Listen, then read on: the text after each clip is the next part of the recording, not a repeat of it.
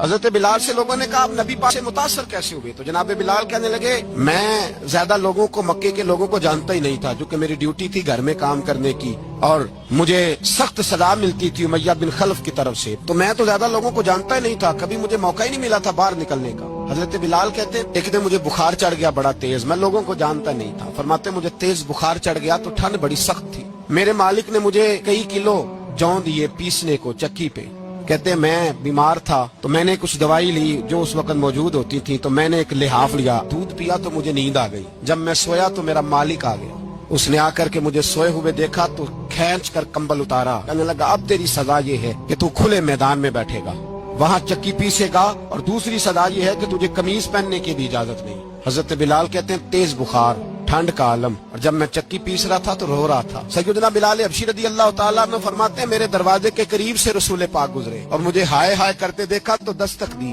میں نے کہا کون ہے؟ دروازہ کھلے آ جاؤ۔ محبوب اندر آئے تو پوچھنے لگے کیوں رو رہے ہو؟ میں نے کہا جاؤ اپنا کام کرو، یہاں دکھ سارے پوچھتے ہیں مداوا کوئی نہیں کرتا۔ کہتے ہیں میں نے سخت جملے کہے معاذ اللہ، حضور چلے گئے، جب حضور جا رہے تھے تو میں کہہ رہا تھا بس جا رہے ہو نا، میں نے پہلے ہی کہا تھا جاؤ۔ کہتے ہیں قربان جاؤں، تھوڑی دیر گزری تو اللہ کے رسول کے ہاتھ میں گرم دودھ کا پیالہ تھا، کھجوریں تھی، حضور تشریف لائے، کریم رسول نے مجھے کھجوریں دی، دودھ پلایا اور کہا چل جا کمبل میں بیٹھ جا، تو میں نے کہا چکی کون پیسے گا؟